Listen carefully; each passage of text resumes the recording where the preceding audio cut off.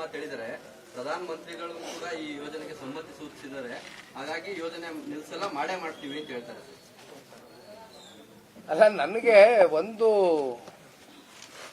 ಮಾನ್ಯ ಮುಖ್ಯಮಂತ್ರಿಗಳ ರಾಜಕೀಯ ಹಿನ್ನೆಲೆಯನ್ನ ನಾವೆಲ್ಲ ನೋಡಿದಾಗ ಪರವಾಗಿಲ್ಲ, ಮುಖ್ಯಮಂತ್ರಿಗಳು ಅಭಿವೃದ್ಧಿ ವಿಚಾರವಾಗಿ ಮಾತಾಡೋದಕ್ಕೆ ಅವ್ರ ಟೈಮ್ ಸಿಗ್ತಾ ಪ್ರಧಾನಮಂತ್ರಿಗಳ ಜೊತೆ ಕೂತ್ಕೊಂಡು ಅಂತಕ್ಕಂಥದ್ದು ನನಗೆ ಒಂದು ರೀತಿ ಬಹಳ ಆಶ್ಚರ್ಯ ಆಗ್ಬಿಡ್ತು.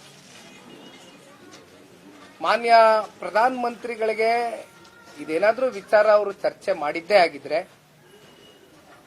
ಯಾಕಂದ್ರೆ 4 ಗೋಡೆ ಮಧ್ಯೆ ನಡೆದಿರ್ತಕ್ಕಂಥ ವಿಚಾರ ನಮಗೂ ಗೊತ್ತಿಲ್ಲ, ನಿಮಗೂ ಗೊತ್ತಿಲ್ಲ, ಅವ್ರು ಹೇಳಿದ್ ನಾವು ಕೇಳಬೇಕು.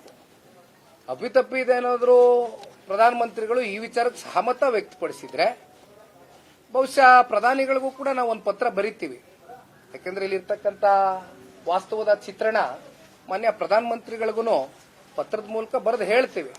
ನನ್ನ ಅಭಿಪ್ರಾಯದಲ್ಲಿ ನೋಡೋಣ, ಒಳಗಡೆ ಕ್ಲೋಸ್ ಡೋರ್ ಅಲ್ಲಿ ಕೂತ್ಕೊಂಡು ಚರ್ಚೆ ಆಗಿರ್ತಕ್ಕಂಥ ವಿಚಾರ, ಇವರು ಬಂದು ಹೊರಗಡೆ ಅಷ್ಟೆಲ್ಲ ಡೆವಲಪ್ಮೆಂಟ್ ಬಗ್ಗೆ ಆಲೋಚನೆ ಮಾಡಿ, ಅಷ್ಟೆಲ್ಲ ಬಿಡದಿ ಪ್ರಾಜೆಕ್ಟ್ ಬಗ್ಗೆ ಮಾತಾಡೋದಕ್ಕೆ ಸಮಯ ಇತ್ತ ಅಂತಕ್ಕಂಥದ್ದು ಆಲೋಚನೆ ಮಾಡಿದಾಗ ಒಮ್ಮೆ ನಾವು ನೀವು ಸ್ವಲ್ಪ ಇದ್ರ ಬಗ್ಗೆ ಕೂತು ಯೋಚನೆ ಮಾಡಬೇಕಾಗಿರ್ತಕ್ಕಂಥ ವಿಚಾರ. ಸರ್, ಈ ಸಂಬಂಧವಾಗಿ ಏನಾದ್ರು ಹೋರಾಟ, ಬೃಹತ್ ಹೋರಾಟಕ್ಕೆ ಏನಾದ್ರು ಪ್ಲಾನ್ ಮಾಡಿದಿರ?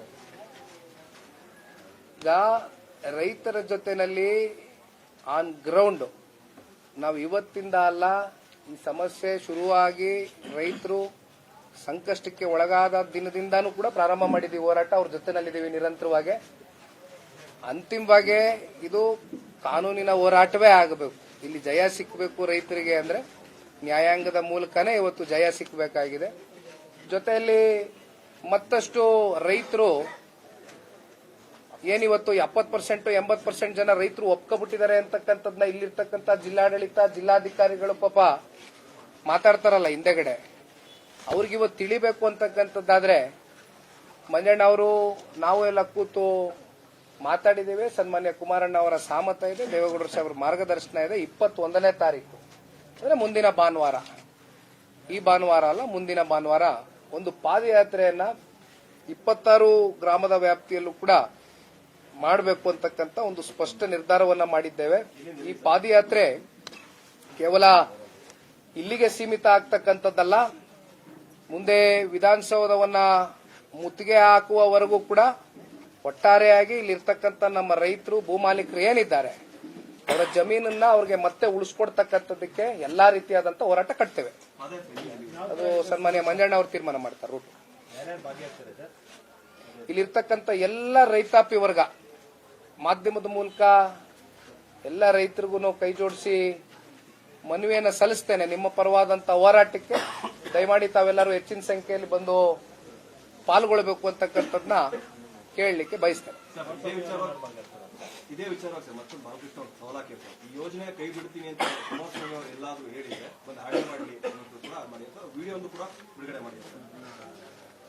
ಅಲ್ಲ ರೀ, 2ನೇ ಸಲ ಮುಖ್ಯಮಂತ್ರಿ ಆದ್ಮೇಲೆ ಯೋಜನೆ ಕೈಗೆ ಎತ್ಕೊಳ್ಳಿಲ್ಲ, ಅಲ್ಲಿ ಬಿಟ್ರು ಅಂತ ಹೇಳದ್ಮೇಲೆ ಮತ್ ಅದ್ರ ಬಗ್ಗೆ ಏನ್ ಬಂದು ಉತ್ತರ ಕೊಡೋದಿದೆ ರೀ?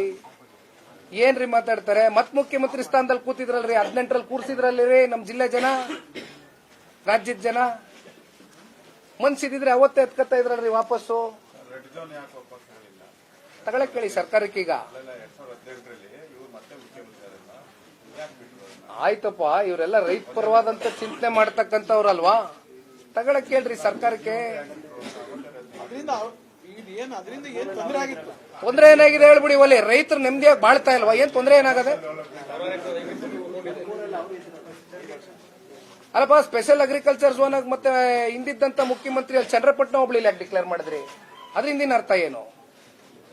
ರೈತರು ಕೃಷಿ ಮಾಡಬೇಕು ಅಂತ ತಾನೇ ನೀವು ಡಿಕ್ಲೇರ್ ಮಾಡಿದ್ದು? ಬೇಡಪ್ಪ, ಆಯ್ತು, ನಿಮ್ಗೆ ಅಷ್ಟೆಲ್ಲ ಕಾಳಜಿ ಇದ್ರೆ ಸರ್ಕಾರನೇ ತಾನೇ ಮಾಡಿರೋದು, ವಾಪಸ್ ಹಿಂಪಡ್ಕೊಳ್ಳಿ ನೀವು ರೆಡ್ ಝೋನ್ ನ. ಬೇಡ ಅಂತ ಹೇಳಿದವ್ರು ಯಾರು? ಹಿಡ್ಕೊಂಡ್ರವ್ರು ಯಾರು? ಈ ವಿಚಾರವಾಗಿ ಜೆಡಿಎಸ್ ಪಕ್ಷದ ನೀವು ಬಹಳ ಸ್ಪಷ್ಟವಾಗಿದೆ. ನಿಮ್ಮ ಮಿತ್ರ ಪಕ್ಷ ಬಿಜೆಪಿ ಫುಲ್ ಸೈಲೆಂಟ್ ಆಗಿದ್ದಾರೆ ಸರ್. ವಿರೋಧ ಪಕ್ಷದ ನಾಯಕರು ಒಂದು ದಿನ ಬಂದು ಹೋಗಿ ಬಿಟ್ರೆ ಯಾವುದೋ ಒಂದು ಗಟ್ಟಿ ನಿರ್ಧಾರ ಇಲ್ಲ ಬಿಜೆಪಿಯಿಂದ. ನೋಡೋಣ, ಒಂದಷ್ಟು ಹೋರಾಟಗಳು ನಮ್ಮ ಜವಾಬ್ದಾರಿಗಳನ್ನ ಅರ್ಥಕೊಂಡು ಪ್ರತ್ಯೇಕವಾಗಿ ಜನರ ಪರವಾಗಿ ಆಯಾ ಸಂದರ್ಭಕ್ಕೆ ಇಳಿಬೇಕಾಗ್ತದೆ. ಆಮೇಲೆ ಇದು ನಮ್ಮನ್ನ ಬೆಳೆಸಿರ್ತಕ್ಕಂಥ ಜಿಲ್ಲೆ ಜನ, ಸ್ವಾಭಾವಿಕವಾಗಿ ನಮ್ಗೆ ಒಂದು ಭಾವನಾತ್ಮಕವಾದ ಒಂದು ಸಂಬಂಧ ಇದೆ. ಇಲ್ಲಿ ರಾಜಕೀಯ ಬಿಟ್ಬಿಡಿ, ರಾಜಕೀಯ ಬೆರೆಸಕ್ ಬೇಡ. ನಾನು ಅವಾಗ್ಲೇ ಹೇಳಿದ್ದೀನಿ, ಇಲ್ಲಿ ಹಲವಾರು ಸಂಘಟನೆಗಳು ಬಂದಿದ್ದಾರೆ, ಹಲವಾರು ರಾಜಕೀಯ ಪಕ್ಷಗಳು ಬಂದಿದ್ದಾರೆ. ಅವ್ರೆಲ್ಲರಿಗಿಂತ ಹೆಚ್ಚಿನ ಜವಾಬ್ದಾರಿ ಹೊಣೆಗಾರಿಕೆ ಜನತಾದಳ ಪಕ್ಷದ ಮೇಲಿದೆ. ಕಾರಣ ಮಂಜಣ್ಣನ ಶಾಸಕರು ಮಾಡಿದ್ದಾರೆ, ಮಾನ್ಯ ಕುಮಾರಣ್ಣ ಅವ್ರನ್ನ ಮುಖ್ಯಮಂತ್ರಿಗಳು ಇರ್ತಕ್ಕಂಥ ಕೀರ್ತಿ ಹೊಂದಿರತಕ್ಕಂಥ ಜಿಲ್ಲೆ, ದೇವೇಗೌಡರನ್ನ ಮುಖ್ಯಮಂತ್ರಿಗಳಾಗಿ ಮಾಡಿರ್ತಕ್ಕಂಥ ಕೀರ್ತಿ ಹೊಂದಿರತಕ್ಕಂಥ ಜಿಲ್ಲೆ. ಇದೇ ಜನ ನಮಗೆ ರಾಜಕೀಯವಾಗಿ ಶಕ್ತಿ ತಂದುಕೊಟ್ಟಿರ್ತಕ್ಕಂಥ ಜನ. ಹಾಗಾಗಿ ನಮ್ಮ ಜವಾಬ್ದಾರಿ ಜಾಸ್ತಿ ಇದೆ, ಅರ್ತಿದ್ದೇವೆ, ಇಳಿದಿದ್ದೇವೆ. ಮುಂದೆ ಕಾಲ ಬಂದಾಗ ಅವರು ಕೂಡ ನಮ್ಮ ಜೊತೆ ಕೈ ಜೋಡಿಸ್ತಾರೆ. Okay, thank you. ಒಂದು ಪ್ರಕಟಣೆ ಇರಮ್ಮ ಹೇಳ್ತೀನಿ, ನಿಂದೇನಿರಮ್ಮ. ನಾಳೆ ಅಬ್ಬನಕುಪ್ಪೆ ಸರ್ಕಲ್ ಇಂದ ಹಿಡಿದು ಬೈರಮಂಗಲ ಸರ್ಕಲ್ ತನಕ ಮಹಿಳೆಯರು ಜಾಥಾ ಬರ್ತಾ ಇದ್ದಾರೆ. ಮಹಿಳಾ ಸಮಾವೇಶ ಆಗ್ತಾ ಇದೆ. ದಯಮಾಡಿ ಮಾಧ್ಯಮ ಸ್ನೇಹಿತರು ನಾಳೆ ಆಗಮಿಸಿ ಆ ಒಂದು ಜಾಥಾ ಅಥವಾ ಒಂದು ಪ್ರತಿಭಟನೆಗೆ ತಾವೆಲ್ಲ ಭಾಗಿಯಾಗಬೇಕು, ವರದಿ ಮಾಡಬೇಕಾಗಿ ರೈತ ಮಹಿಳಾ ಪರವಾಗಿ ಮನವಿ ಮಾಡ್ತಾರೆ. ಅಲ್ಲ ಮಂಜಣ್ಣ ಅದು ರೆಡಿ ಮಾಡ್ತಾರೆ.